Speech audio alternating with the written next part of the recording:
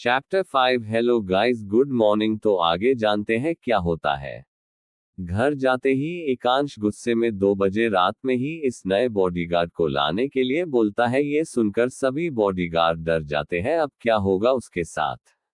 फिर एक बॉडीगार्ड जाकर उस बॉडीगार्ड को लाता है। उसके आते ही गुस्से से एकांश उसके पैर पर जोर से मरता है, जिसके कारण वो वही गिर जाता है। उसके आंखों में आंसू आ जाते हैं। वो तुरंत एकांश से माफी मांगने लगता है और कहता है, बॉडीगार्ड मैंने क्या किया है सर, अगर मुझसे गलती हुई है तो मुझे माफ कर दीजिए, मुझे मत मारिए, मुझे मेरे दादी और मेरे छोटे भाइयों को देखने वाला मेरे अलावा कोई नहीं है।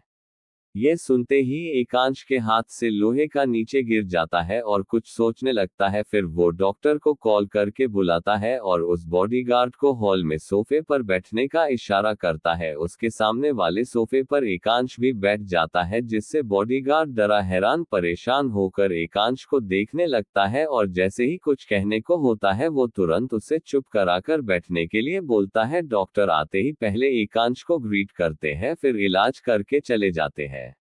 एकांश के सामने बैठने में बॉडीगार्ड बेचारा नर्वस हो रहा था। फिर वो बोल ही देता है, सर मैं जाऊं? तो एकांश मन ही मन बोलता है, ये रोहिणी और ये इन दोनों को मुझसे दूर जाने की जल्दी रहती है। 1 मिनट। एकांश तुम्हारा नाम क्या है?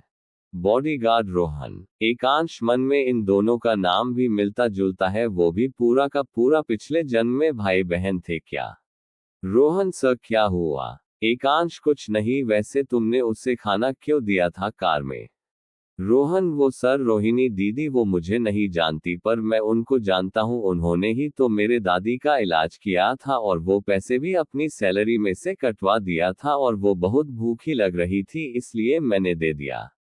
रोहन के मुंह से रोहिणी के लिए दीदी सुनकर एकांश मन ही मन खुश हो जाता है और उसे आराम करने के लिए बोलकर चला जाता है। इधर रोहन बेचारा कहता है, बस इतना ही पूछना था, मारा क्यों मुझे ये भी नहीं बताया, छोड़ो जाने दो, मैं बच गया, वरना सर का गुस्सा न जाने किस वजह से मेरे ऊपर उतार रहे होते। एक गहरी सांस लेकर रोहन लंगड़ाते हुए हॉल से चला जाता है।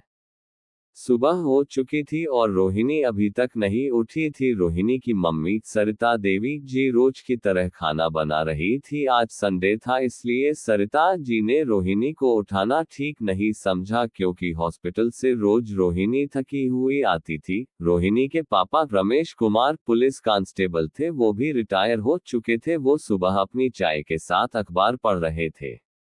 करीब 10 बजे सरिता जी अपनी प्यारी बेटी रोहिणी को उठाने जाती है खाने पर बुलाने के लिए। जैसे ही सरिता जी दरवाजा खोलती है, रोहिणी को सोया हुआ देख उसके पास जाती है, उसके चेहरे पर से बाल हटाती है और उसके चेहरे को देखने लगती है, जहां उसके चेहरे पर आंसू की लेकर बनी हुई थी और उसकी आंखें सूज गई थी। सरिता जी ये देखकर परेशान हो जाती है और रोहिणी को उठाने लगती है। सरिता जी रोहिणी उठो, रोहिणी रोहिणी बेटा क्या हुआ, तुम इतना ज्यादा क्यों सो रही हो, तुम्हारा शरीर भी गर्म है। रोहिणी के कानों में जैसे ही सरिता जी की आवाज जाती है वो तुरंत उठकर बैठ जाती है और इधर उधर देखने लगती है। फिर वो घड़ी की तरफ देखती है जहां 10:05 समय हो गया था। ये देखकर जल्दी से उठती है और जल्दी जल्दी में वॉशरूम में नहाने के लिए भागते हुए सरिता जी से कहती है, रोहिणी मम्मी मुझे आपसे पापा से कुछ इम्पोर्टेंट बात करनी है, आप चलिए मैं आ रही हूँ।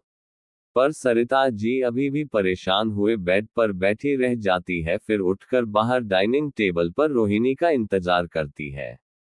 रोहिणी ने एक स्काई ब्लू नीला दिल कलर का अनारकली सूट पहन रखा था, जिसमें वो बहुत प्यारी लग रही थी, ये तक कि उसने कान में भी कुछ नहीं पहने थे, नहीं कोई मेकअप।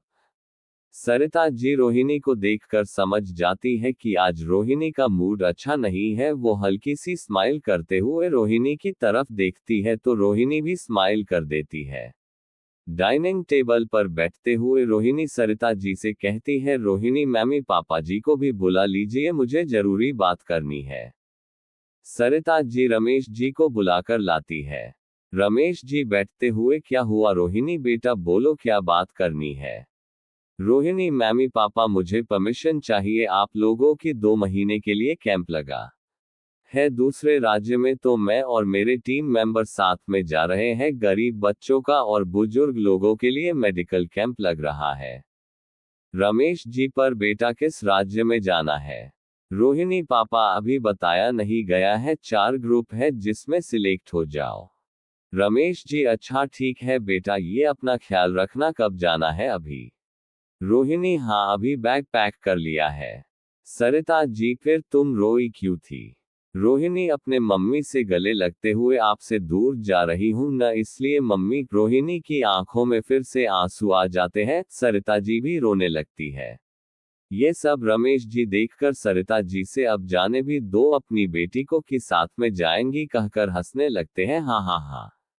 सरिता जी आप चुप रहिए, हमेशा मजाक के मूड में रहते हैं। रोहिणी हंसते हुए चलती ही मम्मी पापा बाय कहकर हॉस्पिटल के लिए चली जाती है। रोहिणी अभी रास्ते में ही पहुंची थी कि किसी का कॉल आता है, ये खाकर उसके शांत चेहरे पर घबराहट साफ साफ दिख रही थी। किसका था कॉल जिसके कारण रोहिणी इतना घबरा गई? कौन था कॉल करने वाला शख्स? जानने के लिए बने रहिए इस नॉवेल के साथ। Thank you guys, hand waving bye दो दिल नीला दिल।